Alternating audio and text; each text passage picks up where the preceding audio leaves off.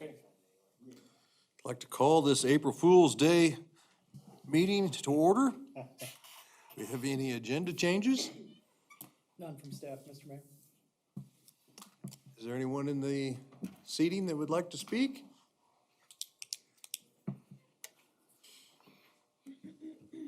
Hello, my name is Kevin Henderson, live here in Halstead. As you all continue taking care of business for the city of Halstead, I'd kind of like to have you keep the following in mind. If you tax it, it shrinks. If you subsidize it, it grows. You cannot borrow your way out of debt. You can't spend your way out of into prosperity. And there's no such thing as free government money. The only money you guys have to spend is money that first has to be taken from the private sector taxpayers here in Halstead. And I'm assuming some from the state via property taxes, et cetera.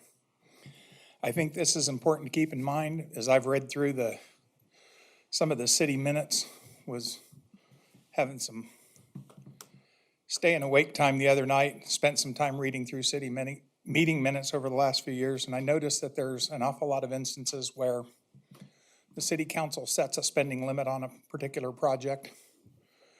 And before the project's done, there's tens of thousands of dollars in overruns. And I know that can't always be stopped. But the speculative building, for example, had a spending limit of $250,000 set, and it went to over $286,000. That's a $36,000 overrun. When you look at the Townsman Motel, that was one of those things that could have waited, but it got done in a hurry, and the stated promise in some of the city meeting minutes was that it would be paid for. And we know how that turned out. That's another $29,000 or so that was spent, and we'll never see it again. It's gone. And then the final one was the land purchase that used to be the Tebow land.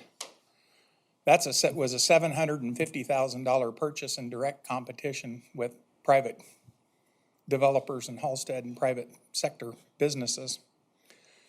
And by the time you take the $750,000 that was spent plus whatever interest there is, that's a lot of the Halstead taxpayers' money that's tied up in that piece of land. So as you guys are looking at all of this and looking at spending, I'd kind of like you to keep in mind that those aren't the basic functions of the city government, is to compete with private sector entities. And you guys do have a hard job to do. And when you're budgeting, I once said to a newly appointed council member, well, spend the money like it was coming out of your pocket. I'm pretty sure all of you here are more intelligent than to allow tens of thousands of dollars repeatedly to be overdrawn on expense accounts that you're doing or projects that you're doing with your private money. So I would just ask that you treat the public sector taxpayers' dollars the same way as if it was having to come out of your own pocket. And if you wouldn't want that kind of an overrun on your own pocket, think real hard before you allow it out of the taxpayers' dollars. Thank you, and y'all have a good evening. Anyone else? Ron Dick, resident Halstead. I know that the park benches or the breastfeeding benches are supposed to be going into the Scout Park. But I've also noticed that the two picnic tables that were currently there with benches are no longer there. I was curious, is they going to be replaced or are they just gone? And where did they go? That's my question for the council right now. Thank you. Any idea, Pat, where those park benches went? Riverside Park, Moved them to Riverside. and then there's supposed to be a new bench coming in for that pad, so, or new table, basically, so. For the new pad or where the old No, one was? for the old Okay, pad. so the replacement's coming and the old ones got moved to Riverside. Yeah. Okay. I mean, this weekend, that park's gonna be busy. Are they gonna be there by then? I don't know.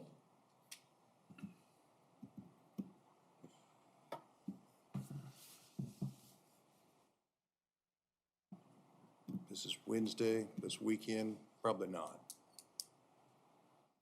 unless they're on the truck right now.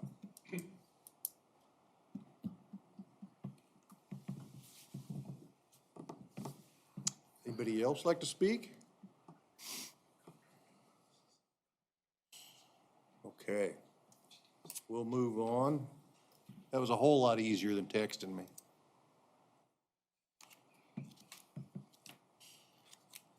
Consent agenda.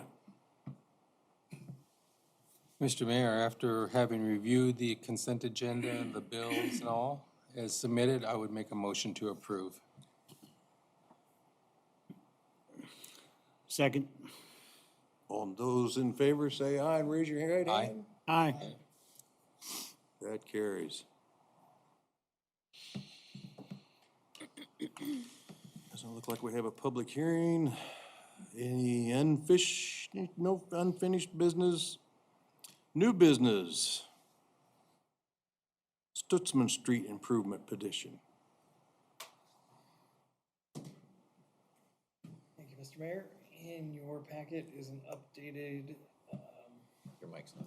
oh, thanks. In your packet's an updated, improvement petition related to the Stutzman Street improvements. This just updates the original petitions that had been submitted to the city, has been signed by owners of at least 51% of that benefit district, and is necessary to update that based on the final costs of the project, plus the financing costs that we're seeing as we've had those temporary notes in place. So all that is needed from you all is to accept those updated and amended petitions. Oh. And, yeah, our bond attorney, JT Klaus is here if you have any specific questions to him as well, as he, on the next couple of issues, so. Well, the first one will be that motion on to accept the amended petition. But then because we have new guys here and they're not really familiar, Ethan, with the history of this, of how it morphed to where we are at tonight, I thought maybe what I would do is make a motion for each one individually, and maybe if you can give a brief history on that portion of it, would that, something like that work? Yeah, I can try. Okay, well, Mr. Mayor, I'd make a motion for the city of Halstead to accept the amended petition for the Stutzman Street improvements. Second. Those in favor, say aye. Aye. Aye. That's a carry. Okay, so I want to start on this. This particular resolution had a history way on back when we first entered into this. And as, correct me, Ethan, or maybe help me out here, as that was drawn out back then, certain objectives had to be met. And as we've gone on, some of them have been met. And you take it over. Yeah, and I'll gladly let JT jump in because he Okay. can probably explain it. Okay, so what we're doing tonight is we're beginning the process to issue some bonds to permanently finance improvements that were made to the city of Halstead by request of property owners pursuant to special assessment. There were 4 assessment petitions originally for the Main Street improvements, the Stutzman improvements, the Stutzman sewer, and the Main Street sewer. Am I pronouncing Stutzman correctly? Okay. In the course of making those improvements, bids were let, and overall, the cost of the improvements came in within what the engineer estimated. In fact, the other 3 projects are less than were ultimately estimated. But tonight, you had to accept one petition because the Stutzman Street improvements, which actually came in about $4,000 over the engineer's estimates, by the time we added in the interest cost and of financing them while they were being built and the legal costs of issuing the bonds, we had to increase the amount of that, so we requested the developer to sign a new petition, and that's what you approved. These will be special assessments This portion of the program will be special assessments that are levied against the property owners when they buy those lots, when they move in there. They will essentially be paying for all the street and sewer improvements pursuant to those special assessments. When you adopt a special assessment, by law, you adopt an advisability resolution that says, okay, somebody asked the city to build this, a new addition, a new thing. We deem it advisable, so we're gonna adopt a resolution of advisability. Now, this is the fourth time we have amended that resolution of advisability.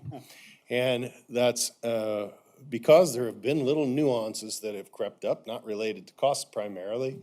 One was a change in legal description. Another was I'll just claim it, one was a typographical error in the legal description by my paralegal where she called a block A block 1, and we had to fix that one. We're gonna adopt an advisability amendment tonight to increase the amount of the Stutzman Street improvements from $308,000 to $377,000 to cover all the costs. But these are costs that will be assessed back against the property owners when they buy the lots. To do this, to have the city do this for these new improvements, you have to adopt an advisability resolution. This is the last amendment we will make because all the costs are known now and this is the last amendment. And then you have to authorize that the work be done. So right after this, there's a work ordinance where you authorize the work be done at that cost instead of the smaller cost that was originally authorized. So the first three items on the agenda tonight, one of which you already did, accepting the amended petition, is sort of an opportunity to correct and fix everything because we're ready to go to permanent financing. We're going to levy special assessments against these properties for the next 20 years. And ultimately, we're going to issue the city's bonds that will be paid by taxes on these properties for the next 20 years. So we're not ready to move to the bond phase yet. That's item 4 on the agenda.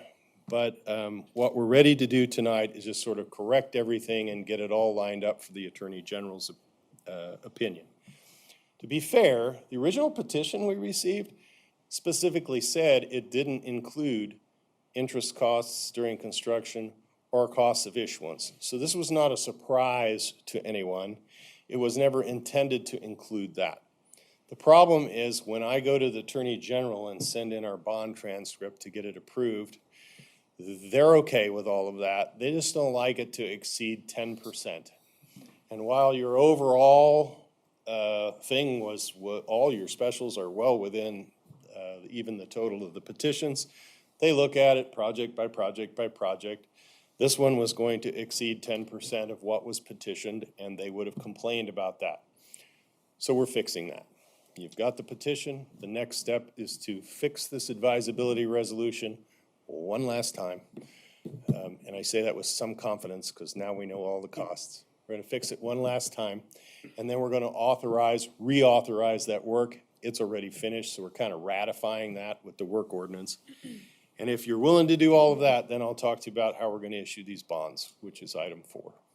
By the way, I didn't have any gray hair when I first issued bonds for the city of Halstead. I was a much younger man. I've been around for a while. JT Klaus, your bond counsel, if you have any questions, I will try and answer. Well, that was very helpful. Any questions? I think we can move on. Okay. Mr. Mayor, I make a motion to approve resolution number 2026-03, resolution amending previous resolutions of advisability for the city of Halstead concerning certain improvements within the city. Second.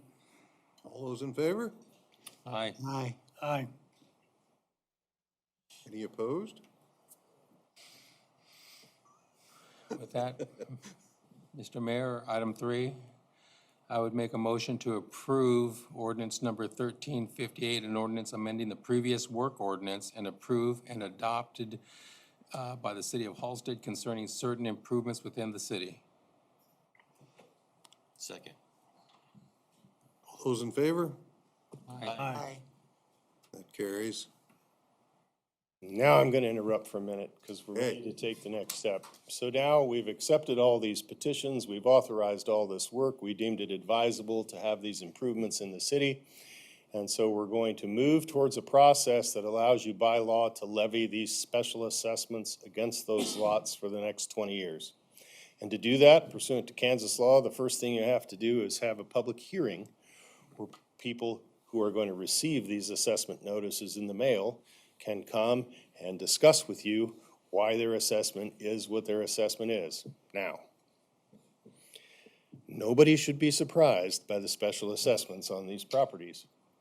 100% of the owners, 100% of the developers signed the original petitions asking you to make these improvements at these costs. And we do this advisability resolution because we record it with the Register of Deeds. So anybody who buys a lot or buys a house, when they close, has it on their title insurance. It shows up on their title work. When they get their title insurance, it says there are gonna be special assessments. It even says in what amount they could be. And it's all disclosed to them when they buy their house. I'm telling you all of this because while absolutely no one should be surprised by the special assessments on their property, you will probably find someone who will come and say, what is this? This is a lot of money. And usually when we explain that it pays for the streets and it pays for their sewer and that everybody else has done it at some point in the city, because everybody paid for their own streets and sewers originally, they understand. And when they see it spread out over 20 years and they understand that they're going to get the city's interest rate because the city's going to use its credit card and it's going to use its credit rating to borrow the money, once in a while somebody will ask me, should I pay off this special assessment in advance? The answer to that is always no, because you can't borrow money cheaper than the city can at tax-exempt interest rates. But someone might show up and ask that question. So where we are is we're ready to call that public hearing. If you adopt this resolution, it authorizes the city clerk to send out notices to all the property owners, every one of them, and we publish a notice in the city newspaper that says, this is what these improvements are gonna cost, and these are the special assessments we're going to levy. Then, we're going to have a public hearing pursuant to that resolution that you adopt. And I'm going to tell you when the public hearing is going to be, because I don't recall off the top of my head. It's going to be on May 6th. Does that sound right, Ethan? Yes. Yeah, so that gives everybody plenty of time. Now, even after you have that public hearing, if we made a mistake, if we assessed somebody wrongly, if they come to the public hearing and they can convince me there's a math error, we're going to change it, and we can still change it because after that public hearing, you will adopt the special assessment ordinance that will levy those special assessments for the next 20 years. And we won't do that until we're sure we've got it right. We're sure we've got it right. Ethan knows all the final costs. He's given them to us. That doesn't mean someone might not complain, because it's always a big number when you see it not spread out over 20 years. But if they decide they wanted to pay off their special assessments in advance, they could, and they wouldn't have to pay the interest costs over the 20 years. They could pay it off. I had an 88-year-old woman recently ask me if she should pay off her $43,000 worth of special assessments. And I said, I am sure that the answer to you is absolutely not. Under no circumstances should you pay off 20 years worth of special assessments. And I know I was right in that, but it's probably true of a 20-year-old as well, even if they had the money. So the next thing on your agenda is simply to call that public hearing. It authorizes the city clerk to send out the notices and to publish the notice, and then we'll have that public hearing on May 6th. And God willing, I'll be here to help you with that, because I like to come and make sure that I understand everything that's going on. Does anybody have any questions now about how we got here and what we're doing? Are all of the Stutzman lots sold? No. So who covers the ones that are unsold? Like, Developer. Okay, so they're the essential. They own them. Okay. There'll be a special assessment. If we move everything just right, the first time special assessments will be levied on these lots will be in November of 2026. So they'll get it on their December tax bill. And everybody has to pay them. They can pay them in half, just like your property taxes, and pay the other half in May. But the owner has to pay them. And we worry a little bit about that, I'll be honest with you, because if the developer still owns a lot of lots, and they still own a lot of lots here, that can make us nervous. So we have a developer's agreement with the developer where they have provided us a letter of credit so that when that first bout of special assessments comes due, if they don't pay them, Ethan has a bank he can call and draw on and make sure those special assessments get paid, so as to prevent the Joe taxpayer from having to make up the difference, because by law, you have to pay your bonds. And so that letter of credit doesn't get released until, I think, is it 35%?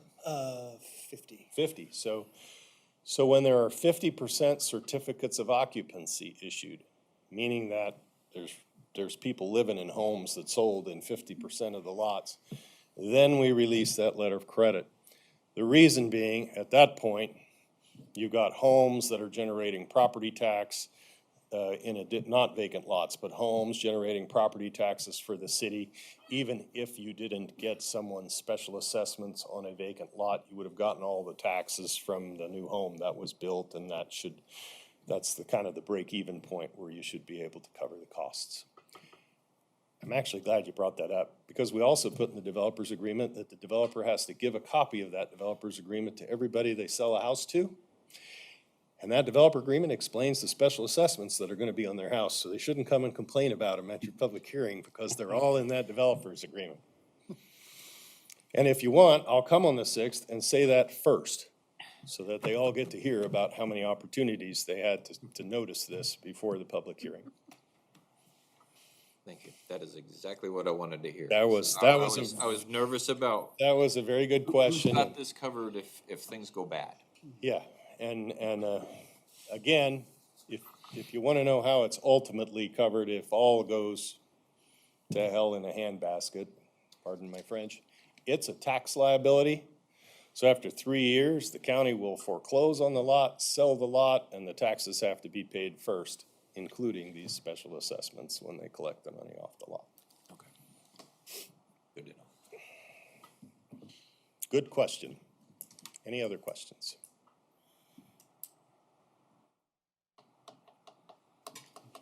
Thank you.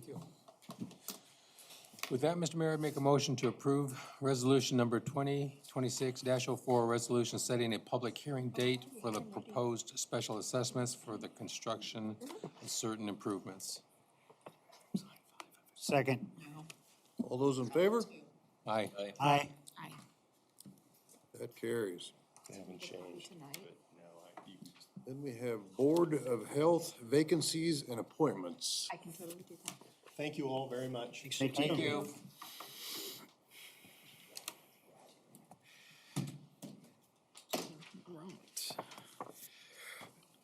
So, the city has both a city health officer, and then also a board of health. Dr. Detweiler, who for years has agreed, or has served as our city health officer, has agreed to continue in that capacity. However, for the board of health, one member of that is the city health officer, and then we need 2 members of the governing body to serve in that. This is not something that meets often, or it's more of an as-needed board that would meet in times of public health emergencies, or if we had something that rose to the level of a public health nuisance within the city, the Board of Health can step in. It's kind of similar to, say, the distressed property hearing, but it's related specifically to things that would be a threat to the public health. So we just need 2 members to be appointed to that and approved by a majority of you all. Well, do you need a volunteer for this? or a nomination? You want nomination or volunteer? Prefer volunteer as, I'll volunteer for one of them if you need a body. Sounds like you do. one more. I have no medical background. I can do it if I need to, so. Thanks. Very good. Settles that. I do have a background, a little bit. On that one. We have our volunteers. Well, Do we need a motion to appoint? Yeah, You still need to. you need basically two motions, one to appoint Dr. Detweiler as the city health officer, and then a second motion appointing the board. and technically, the board members should not vote tonight. yeah. So you guys Oh, would, you good two would point. refrain from voting. Mr. Mayor, I'd make a motion to appoint Dr. Detweiler as our Board of Health, City health officer. I'm sorry, yes. I'm sorry. Second. All those in favor? Aye. Aye. Carries. Somebody else is gonna have to make the motion. You can make the motion, you just can't vote. Just can't vote. Can I make the motion for both of us at the same time, or do I have to be, okay. Mr. Mayor, I'd make a motion to appoint myself and Jim Van Scoik to the Board of Health. Have a second? Second. All those in favor, the three of you? Aye. Aye. That carries. Thank you all. Oh, and our favorite thing, executive session. Trade secrets. Can I ask real quick before Roger reads that, who was my second on resolution 2026-04? JT was talking to me, so I did not catch Me. that. Jim. Thank you very much. Alrighty, I move that the Halstead City Council recess into executive session to discuss confidential expansion and financial information of a private corporation, confidential data retaining to financial affairs or trade secrets of corporations, partners, trusts, and individual proprietorships, exemption, KSA 754319B4, and ask that in addition to the governing body, the following persons join the governing body in executive session, the city manager and the city attorney. To open meeting and governing body to reconvene in the city council chambers at 7:45 PM. Second. All those in favor? Aye. Aye. Okay.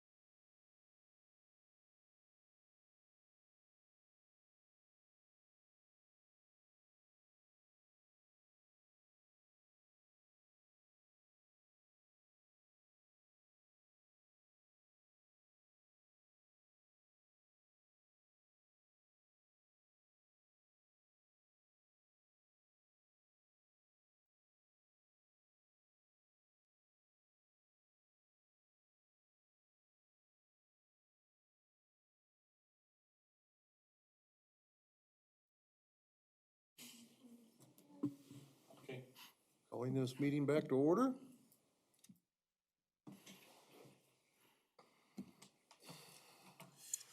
Mayor, was there any action to be taken? I was just about to say. Yeah, No, no.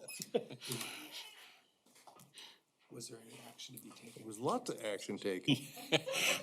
The appropriate response, Mr. Mayor, is no action taken as a result of the executive session. That's what I need for the. Okay, you got it.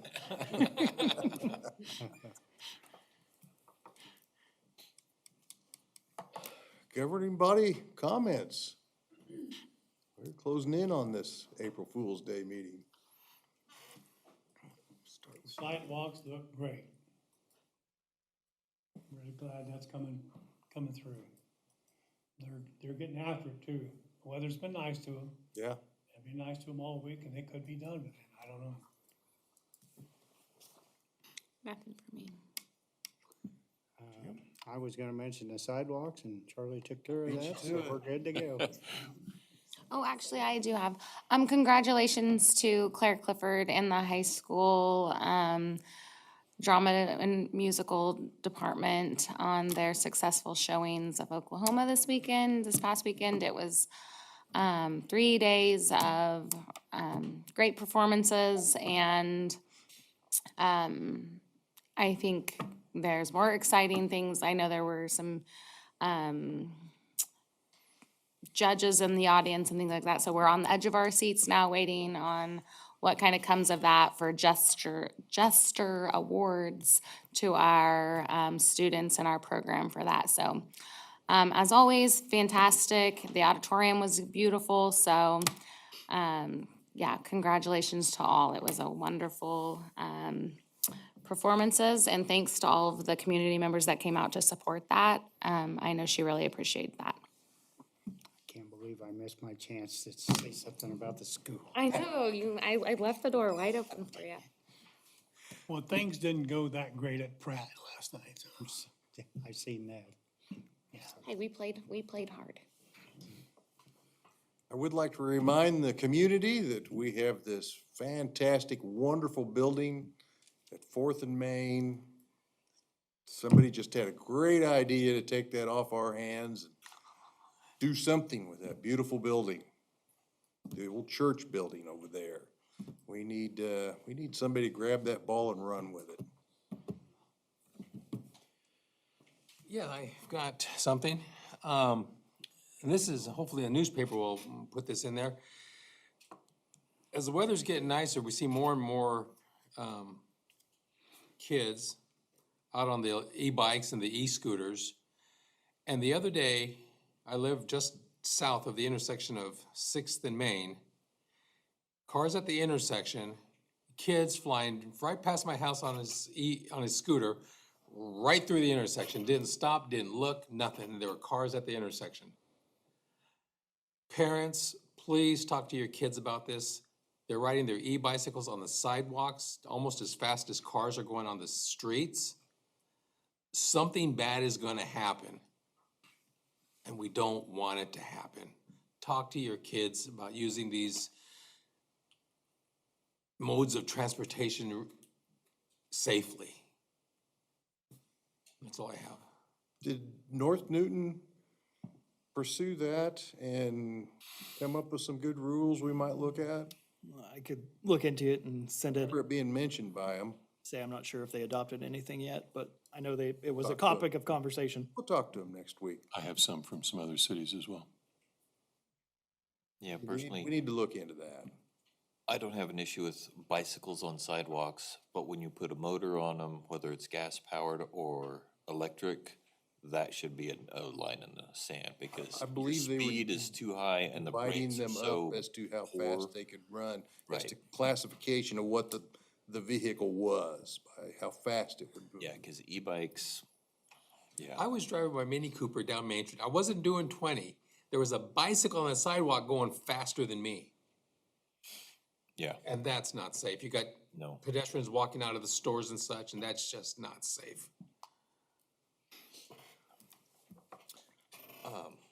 I don't have anything to say, but I do have a quick question. because we're moving right along with the sidewalks, and I remember, discussion on Sixth Street and possibly reconfiguring it. Where are we at with that, and then when is that gonna be discussed? That is part of the plan. So that is in the adopted plan per KDOT that will be underway, I mean, with Safe Routes to School. So Is it firm? Can we change it? probably not. I mean, those were KDOT reviewed and I'm personally not in favor of reconfiguring Sixth Street from 4 lanes to 2 lanes with a middle lane and bike lanes. And part of it is exactly that. You have an e-bike, Holland Tail going from west to east to the middle school, and then you've got 16-year-old drivers who are focused on the traffic, and when they go to turn in, nobody bothers to look in your rearview mirror to see if you got a little e-bike buzzing by, and I think it's a very dangerous thing. I think normally people look at bike lanes as safe, but I think in this particular instance, they are not. And what drew my attention is I've seen some YouTube videos. It's one of those things you get on Facebook, you accidentally see that one tire bouncing down the road, and then all you get are these car crash videos. And I suddenly saw a bike lane, and then I saw more and more, and then you realize, wow, there's a lot of accidents that happen in bike lanes because of cars turning into the path of the bike. So it's one of those where I kind of wish we were able to have a discussion of that reconfiguring. Do we have a drawing of the street, how it's going to be laid out? I've never seen one. yeah, it's in the Safe Routes to School plan that was adopted. And citizens were asking for this, weren't they? Mm-hmm. So we have, again, That was one of the inputs from the got 50, you know, half of us. do, Kansas half of Learning us don't. Center for Health. There was a public meeting, I mean, with input from parents. They did student surveys as part of the whole Safe Routes. I mean, that informed the So to be plan. clear, this is not something that city council chose on their own. No, it wasn't a unilateral. It was part of the plan and, I mean, Didn't the I don't know county where have I was when a all little this, bit of I don't Yeah. recall anything. gumption on that Yeah, as there was a well? lot of meetings. Not only us? yeah, I mean, we have a it's- memorandum of understanding with the county, like for the restripe that Technically part of their road. was previous as far as ongoing costs and I maintenance. disagree with Roger's concerns, it's just, at this point in the ballgame, I think if we stop it, you know what happens, could be years We won't before we take- get take it back. Considered. I mean, I'm serious on that one, cause it's not like the sidewalks just, we've been talking about this for years, and And we stick a barrier in the road, we may be talking many more years. Is it also left turns only out of the school? yeah, I mean, we will have to have visiting with the school about potential changes with it being a private parking lot. Can I ask a clarification question there? You said left turns only out of the schools? What's that gonna do with the school buses when they leave to go to that lane? Left turns only? No, he did not say there were going to. He was asking a question, is there? Oh, that's kind of what I was trying to clarify. But we've talked about, if there might have to be times where right turn only, Right. out of the school parking lot is a requirement. And I've seen that before in several cities where traffic is such for this stretch of time that you just have to do this. Yeah. And even though it's been striped, I mean, one of the other driving onuses behind the original recommendation and things of the restriping of Sixth Street is because Sixth Street is actually too narrow to be a actual 4-lane road. And the only way we remotely meet that width requirement is going curb to curb. So you're actually incorporating the curb and gutter into your street to make that. And based on the engineer's observations of normal driving habits in the city and stuff, that was, helped bring it in addition to the public comment. So. Okay. Is this all, didn't it start with Safe Routes to Schools in 2019? Mm-hmm. That's what I thought. I was on that original committee that, because I'm the nut that stands out there in the street, but, well, you know, it would be better, but it would be worse. You can't predict what's gonna be worse unless the worst happens. And occasionally the worst happens, unfortunately. But it happens also the way it is.